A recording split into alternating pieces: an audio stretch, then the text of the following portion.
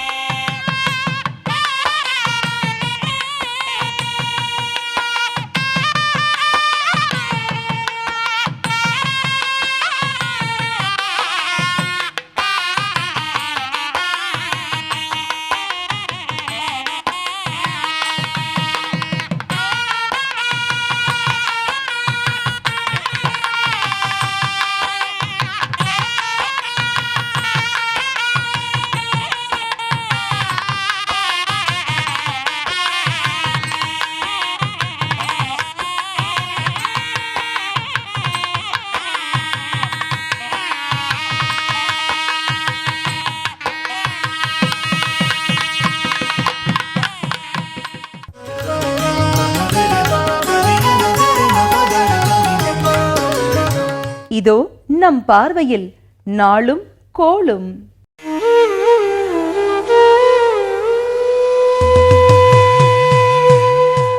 எட்டு 5/2015 மே மாதம் 8ஆம் தேதி வெள்ளிக்கிழமை, மன்மத வருடம் சித்திரை மாதம் 25ஆம் தேதி, ரஜப் 18ஆம் தேதி. சென்னை ஸ்ரீ கேசவ பெருமாள் ரதோத்சவம். திருவல்லிக்கேணி ஸ்ரீ பார்த்தசாரதி பெருமாள் வெண்ணெய் தாளி சேவை. இரவு குதிரை வாகனத்தில் திருவீதி உலா. நல்ல நேரம் காலை 12:30 மணி முதல் 1:30 மணி வரை, மாலை 4:30 மணி முதல் 5:30 மணி வரை. ராக காலம் 10:30 மணி முதல் 12 மணி வரை. குளிகை 7:30 மணி முதல் 9 மணி வரை.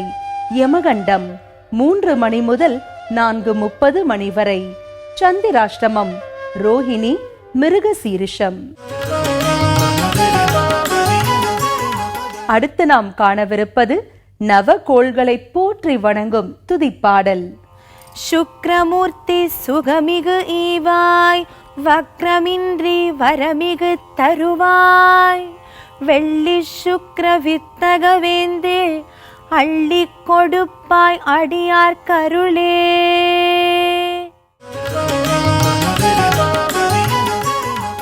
இப்போது நாம் கேட்கவிருப்பது பக்தி பாடல்கள். பாக்யாத லக்ஷ்மி பாரம்மா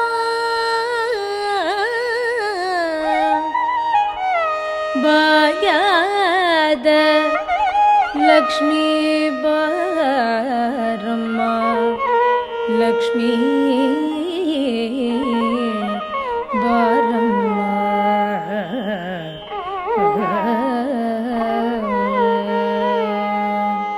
ಭಾಗ್ಯದ ಲಕ್ಷ್ಮೀ ಬಾರಮ್ಮ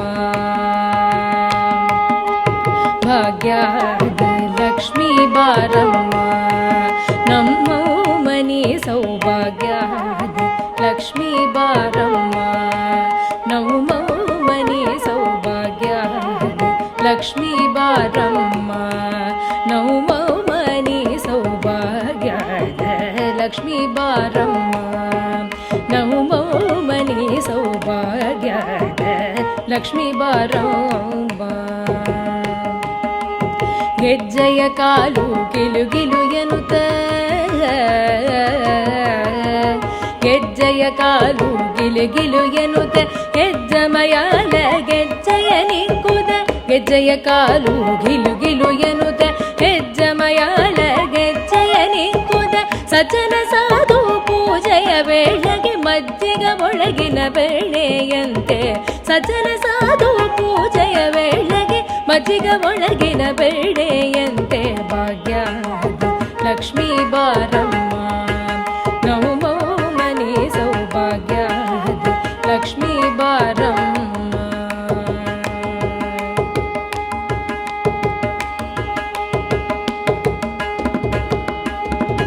ಸಂಖ್ಯೆಯಿಲ್ಲದ ಭಾಗ್ಯವ ಕೊಟ್ಟು ಕಂಗನ ಕೈಯ ಕರೆಯುದ ಪಾರೆ ಸಂಖ್ಯೆಯಿಲ್ಲದ ಭಾಗ್ಯವ ಕೊಟ್ಟು ಕಂಗನ ಕೈಯ ಕರೆಯುದ ಪಾರೆ ಕುಂಕುಮಾಗಿದ ಪಂಕಜ ಲೋಚನ ವೆಂಕಟರಮಣನ ಬೇಕಟರಾಡಿ ಕುಂಕುಮಾಗಿದ ಪಂಕಜ ಲೋಚನ ವೆಂಕಟರಮಣನ ಪಟದರಾಡಿ ಭಾಗ್ಯದ ಲಕ್ಷ್ಮೀ ಬಾರಮ್ಮ ನಮ್ಮ ಮನೆ ಸೌಭಾಗ್ಯದ ಲಕ್ಷ್ಮೀ ಬಾರಮ್ಮ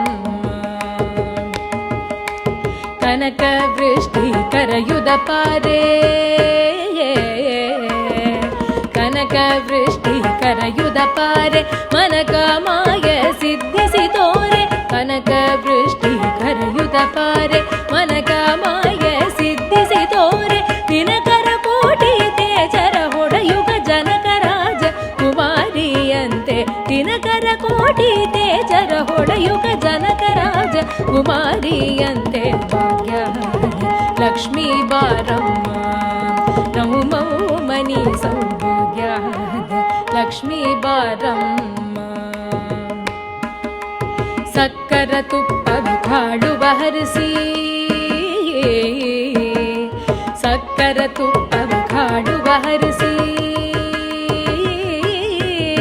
ಸಕ್ಕರ ತುಪ್ಪವ ಕಾಳುವ ಹರಿಸಿ ಶುಕ್ರವಾರದ ಪೂಜೆಯ ವೇಳೆಗೆ ಸಕ್ಕರ ತುಪ್ಪವ ಕಾಳುವ ಹರಿಸಿ ಶುಕ್ರವಾರದ ಪೂಜೆಯ ವೇಳೆಗೆ ಅಕರೆಯೊಳ್ಳ ಅಳಗಿರಿ ರಂಗಣ ಶೊಕಪುರದರ ಬಿಡಲನ ರಾಯ ಅಕ್ಕರೆಯೊಳ್ಳ ಅಳಗಿರಿ ರಂಗನ ಶೊಕಪುರದರ ಬಿಡಲನ ರಾಯ ಭಾಗ್ಯದ ಲಕ್ಷ್ಮೀ ಬಾರಮ್ಮ ನಮ್ಮ ಮನೆ ಸೌಭಾಗ್ಯದ ಲಕ್ಷ್ಮೀ ಬಾರಮ್ಮ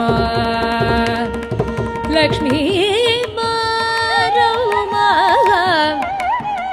ಲಕ್ಷ್ಮೀ ಬಾರಮ್ಮ ಬಾರಮ್ಮ ಬಾರಮ್ಮ ಬಾರಮ್ಮ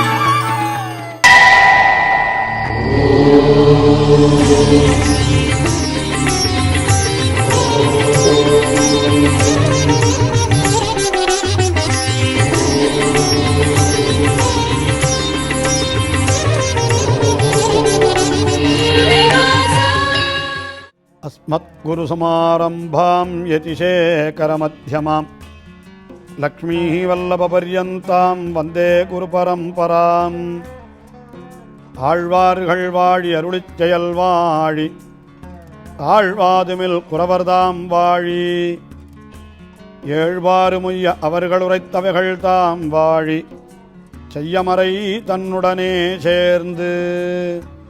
ஆழ்வார்கள் 12 மங்களாசாசனம் செய்யப்பெற்ற திவ்ய தேசங்கள் 108. அந்த 108 திவ்ய தேசங்களையும் பற்றி பிள்ளைப்பெருமாள் ஐயங்கார் 108 திருப்பதி அந்தாதி என்கிற ஒரு அற்புதமான நூலை அருளி செய்திருக்கின்றார். அதிலே ஒவ்வொரு திவ்ய தேசத்தை பற்றியும் ஒவ்வொரு வெண்பாவாலே அவர் பாசுரமிடுகிறார். பிள்ளைப்பெருமாள் ஐயங்கார் 55வது திவ்ய தேசமாக நமக்கு காட்டியிருப்பது ஸ்ரீ வரகுணமங்கை என்கின்ற ஒரு திவ்ய தேசமாகும். ஸ்ரீவரகுணமங்கை என்பது நத்தம் என்று வழங்கப்படுகின்றது. தற்பொழுது அந்த இடத்திற்கு ஸ்ரீவரகுணமங்கை என்கிற பெயர் யாருக்கும் தெரிவதில்லை. ஏன்னா வரகுண பாண்டியன் என்கிற ஒரு அரசனாலே அது திருப்பணி செய்யப்பெற்றபடியினாலே அதற்கு ஸ்ரீவரகுணமங்கை என்று பெயர் ஏற்பட்டது என்று சரித்திர ஆராய்ச்சியாளர் கூறுகின்றார்கள். ஆனால் நம்மாழ்வாருடைய பாசுரத்திலே ஒரே ஒரு பாசுரத்திலே தான் இந்த திவ்யதேசம் குறிப்பிடப் பெறுகின்றது. திருப்புளிங்குடி என்கின்ற திவ்யதேசத்தை பற்றி 10 பாசுரங்களை அருளி செய்த நம்மாழ்வார் அந்த திருப்புளிங்குடியை பற்றி அருளி செய்த அந்த திருப்பதிகத்திலேயே ஸ்ரீவைகுண்டத்தை பற்றியும் இந்த திவ்யதேசத்தை பற்றியும் ஒரே பாசுரத்திலே காட்டிவிட்டார். புளிங்குடி கிடந்து வரகுணமங்கையிருந்து வைகுந்தத்துள் நின்று தெளிந்தவன் சிந்தை அகங்கழியாதே என்ன யாழ்வாயனக் கருளி நளிர்ந்த சீருலகம் உன்னுடன் வியப்ப நாங்கள் கூத்தாடி நின்னார்ப்ப பளிங்கு நீர் முகிலின் பவளம்போல் கனிவாய் சிவப்ப நீ காணவாராயே என்று அந்த எம்பெருமானை காண வேணும் என்று அழைத்தார் அல்லவா?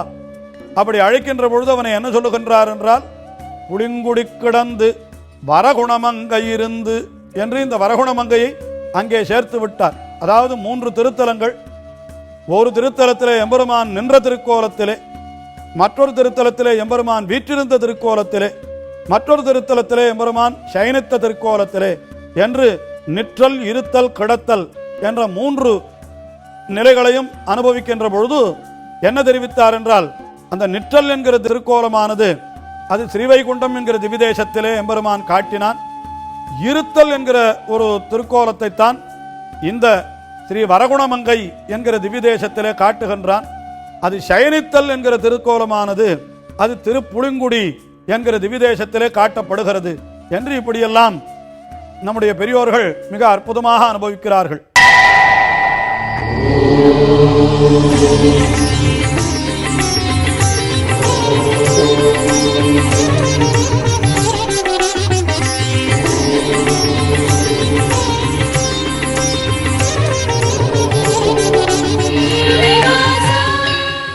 அழகமணவாள பெருமாள் நாயனார் என்கின்ற ஆச்சாரியர் அவர் இந்த திவ்யதேசங்களிலே எழுந்தருளிருக்கிற எம்பெருமான்களுடைய திருக்கல்யாண குணங்களை எல்லாம் வர்ணிக்கின்ற பொழுது போக்கிய பாக்கத்வரை என்பதாக ஒரு அற்புதமான ஒரு விஷயம் தெரிவிக்கின்றார். அதாவது ஏன் எம்பெருமான் இப்படி நம்மாழ்வார் அவதரித்த திருத்தலங்களை குறித்து நிற்றல் இருத்தல் கிடத்தல் முதலிய காரியங்களை செய்கிறான் என்று கேட்டால் அதற்கு ஒரு அர்த்தம் சொல்லுகிறார். அதாவது ரொம்ப பசியாக இருக்கிறது, ஒருத்தனுக்கு பசியாக இருக்கிறது என்றால் உடனே அன்னம் உண்ண வேணும் என்கிற அளவுக்கு கொடும் பசியாக இருக்கிறது. அந்த சமயத்திலே அவர்கள் என்ன செய்கிறார்கள் என்றால் இதோ இப்பொழுதுதான் நான் உலை வைத்திருக்கிறேன், இதோ இன்னும் கொஞ்சம் நாழியிலே சோறு ஆகிவிடும் என்று சொன்னால் அப்பொழுது அவன் என்ன சொல்லுகிறான், அங்கே வந்து அந்த உணவை உண்ண வேண்டும் என்கிற ஆசையாலே சற்று நேரம் வந்து அங்கு நிற்கிறான். நின்றவுடனே நான் பக்கத்திலேயே நிற்கிறேனே என்று நிற்கிறானாம். நின்ற பொழுது அவனுக்கு உடல் தளர்ச்சி ஏற்படுகிறது, இன்னுமா ஆகவில்லை என்று கேட்டுக்கொண்டு அமர்ந்து விடுகிறானாம். அதற்கு பிறகு என்ன செய்கிறான் என்றால் அதற்கு முன்னால் அவனுக்கு இன்னும் சோறு அவனுக்கு பரிமாறப்படவில்லை என்றால் அங்கேயே படுத்துக்கொண்டு விடுகின்றானாம். இதே போலத்தான் இங்கே நம்மாழ்வாரை அனுபவிப்பதற்காக எம்பெருமான் வந்தான். அவருக்கு அந்த பக்தியானது இன்னும் முற்றட்டும் இன்னும் முற்றட்டும் என்று காத்து கொண்டிருந்தவன் ஆகையினாலே என்ன செய்தான் என்றால் அந்த ஆழ்வாரை அனுபவிப்பதற்காக வந்தவன் அங்கே என்ன பண்ணினான், ஸ்ரீவைகுண்டம் என்கிற திவிதேசத்திலே சற்று நின்று கொண்டிருந்தான். அதற்கு மேலே வரகுணமங்கை என்கிற திவிதேசத்திலே சற்று வீற்றிருந்தான். அதற்கு பிறகு திருப்புளிங்குடி என்கிற திவிதேசத்திலே சயனித்துக் கொண்டே விட்டான் என்று மிக அற்புதமாக அனுபவிக்கின்றார். அதாவது ஆழ்வாரை அனுபவிக்கின்ற பேர ஆவலினாலே எம்பெருமான் இப்படிப்பட்ட நிற்றல், இருத்தல், கிடத்தல் முதலான செயல்களை எல்லாம் செய்கின்றான் என்று தெரிவிக்கின்றார். அப்படிப்பட்ட இந்த வரகுணமங்கை என்கிற திவிதேசத்திற்கு ஒரே ஒரு பாசுரம் தான். 4000 திவ்ய பிரபந்தத்திலேயும் இந்த ஒரு பாசுரம் தவிர வேறு பாசுரம் கிடையாது. என்றாலும் கூட இந்த திவிதேசத்திற்கு பெருமை என்னால் என்ன பெருமை? அந்த ஆழ்வாருடைய திருவாக்காலே மங்களாசாசனம் செய்யப்பெற்ற பெருமை. அதாவது ஆழ்வாருடைய திருவாக்கிலே ஒரே ஒரு துணுக்கை வெளியிலே வந்தாலும் கூட அது அந்த திருத்தலத்தை ஒரு திவ்யதேசமாகவே ஆக்கிவிடுகிறது என்பதற்கு இந்த திவ்ய தேசமும் ஒரு அத்தாட்சியாக விளங்குகின்றது.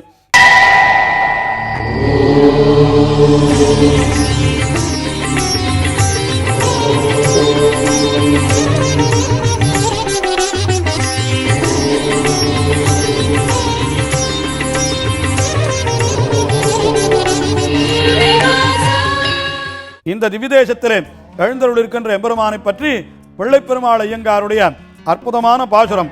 காலமுன் நோயும் கருதாதவன் நமீர் வேலன் வெறியை விளக்குமின்கள் மாலாம் வரகுணமங்கையந்தாள் வண்டுழாய் மேலாதர குணமங்கை தனக்கு. அதாவது இந்த திவிதேசத்து எம்பெருமானை அவனிடத்தில் ஈடுபட்டுள்ள ஒரு நாயக்கி, அந்த நாயக்கியை பற்றி அவளுடைய திருத்த தோழி அவள் சொல்லுகிற வார்த்தை என்று கொள்ளணும். இது என்னன்னா, இந்த நாயக்கி எம்பெருமானை நினைத்து மயங்கி கிடக்கிறாளாம். அப்பொழுது இவளுக்கு எதனாலே மயக்கம் ஏற்பட்டது என்று தெரியாமல் என்ன செய்தார்கள், இவளுக்கு ஏதோ நோய் ஏற்பட்டது என்று நினைத்து வெறியாட்டத்திற்கு ஏற்பாடு செய்தார்களாம். அதாவது அது சாமியாடுவது என்று சொல்லுகிறார்களே, அதுபோல ஏதோ சில செய்தால் இவளுக்கு அந்த நோய் தீர்ந்து விடும் என்று. ஆனால் இவள் பகவான் ஸ்ரீமன் நாராயணனிடத்திலே இவள் ஈடுபட்டிருக்கிற பொழுது இவளுக்கு வேலன் வெறியாட்டத்தை செய்தால் இவள் பிழைக்க மாட்டாள் என்று இதே போன்ற விஷயங்கள் எல்லாம் நம்மாழ்வாருடைய திருவாக்கிலேயும் வந்திருக்கிறது. அவர் தீர்ப்பாரை யாமினி எங்கனம் நாடுது மன்னமீர் என்று ஒரு திருவாய்மொழியிலே அப்படி அற்புதமான அர்த்தம் தெரிவிக்கப்படுகிறது. அதாவது பராங்குஷ நாயகி நோயுற்று கிடக்கின்ற பொழுது தேவதாந்தர கட்டுவிச்சுகள், அதாவது பிற தேவதைகளை வணங்குகின்ற கட்டுவிச்சுகளை கொண்டு இவளுடைய நோயை தீர்க்க பார்த்த பொழுது அவளுடைய தோழியானவள் சொல்லுகிறாள், அம்மா இவளை பார்த்தால் இவளுக்கு நோய் ஏற்பட்டதற்கு காரணம் பகவான் திருமன் நாராயணன் என்று தோன்றுகின்றது.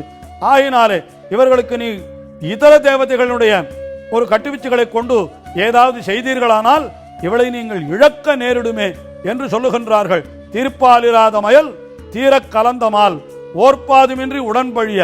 அப்படி ஆனவுடனே நேர்க்க அறிவழிந்து உத்தாரும் அறக்கலங்க பேர் கேட்டு அறிவு பெற்றான் என்று நம்மாழ்வாருடைய நிலையை மணவாள மாமுனிகள் திருவாய்மொழி நூற்றந்தாதியிலே அருளி செய்கின்றார். ஆகினாலே இங்கேயும் கூட என்ன சொல்லுகிறாள் அந்த தோழி என்றால், இவள் காலமும் நோயும் கருதாத வண்ணமீர். இவளுடைய நோயினுடைய ஒரு முற்றியிருக்கிற நிலையையும் பார்க்கவில்லை, நீங்கள் காலத்தையும் பார்க்கவில்லை, வேலனை கொண்டன்றோ இவளுக்கு வெறியாட்டுகின்றீர்கள். ஆகையினாலே வேலன் வெறியை இவளுக்கு விளக்குமின்கள். என்ன பண்ணணும், இதை விலக்கி விடுங்கள். என்ன செய்ய வேண்டும்? மாலாம் வரகுண மங்கையந்தாள் வண்டுழாய் மேல் ஆதரம் இவளுக்கு. ஆக அந்த மாலாம் ஸ்ரீவரகுணமங்கை என்கிறது விதேசத்தில் எழுந்தருளிருக்கின்ற எம்பெருமான் அவனுடைய திருத்துழாய், அதைத்தான் இவள் ஆசைப்படுகின்றாளே தவிர வேறொன்றை ஆசைப்படுவதில்லை. என்ன இது திருவிருத்தம் என்கிற திவ்ய பிரபந்தத்திலே நம்மாழ்வார் இதே போன்ற ஒரு அங்கேயும் ஒரு பாசுரத்தை அருளி செய்கின்றார். சின்மொழி நோயோ கழிவரும் தெய்வம் இந்நோய் இனதென்று இன்மொழி கேண்மின் வேல நில் நீ இன்மொழி கேண்மின் என் அம்மனமீர் உலகேழும் உண்டான் சொல்மொழி மாலை அந் தன்னந்துழாய் கொண்டு சூட்டுமினே என்று எம்பெருமானுடைய திருத்துழாயை கொண்டு வந்து சூட்டினால் இவளுக்கு நோய் தீரும் என்று அங்கே திருவிருத்தத்திலே நம்மாழ்வார் அருளி செய்தார் போல இங்கே பிள்ளைப்பெருமாள் ஐயங்கார் என்ன சொல்லுகின்றார் என்றால், இந்த ஸ்ரீவரகுணமங்கை என்கின்ற திவிதேசத்திலே எழுந்தருளிருக்கின்ற எம்பெருமான் அவனுடைய திருத்துழாயை கொண்டு வந்து இந்த நாயக்கிக்கு சூட்டினால் இவளுடைய நோயானது அப்படி தீர்ந்து விடும் என்பதாக என்ன சொல்றார்னா, மாலாம் வரகுண மங்கையந்தாள் வண்டுழாய் மேல் ஆதர குணம் அங்கை தனக்கு என்று இவளுக்கு ஈடுபாடெல்லாம் அந்த எம்பெருமானுடைய திருத்துழாயிலே என்றோ என்று தெரிவிக்கின்றார். அப்படிப்பட்ட அந்த வரகுண மங்கை என்கின்ற திவ்ய தேசத்திலே எழுந்தருளிக்கின்ற அந்த எம்பெருமானுடைய திருவடிகளை நாம் வணங்கினோமானால் நமக்கும் எல்லா நோயும் தீர்ந்துவிடும் என்பதிலே எந்தவித ஐயமும் இல்லை. ஆகையினாலே அப்படி வரகுணமங்கையன் தாள் தண்டுழாயை நாமும் அந்த திவ்யதேசத்திற்கே சென்று அவனை வணங்கி பெற்று எல்லா நலன்களும் பெறுவோமாக. நலம் வாழ இந்நாளும் எம் வாழ்த்துக்கள். நன்றி. நாளை மீண்டும் சந்திப்போம். வாழ்க வளமுடன்.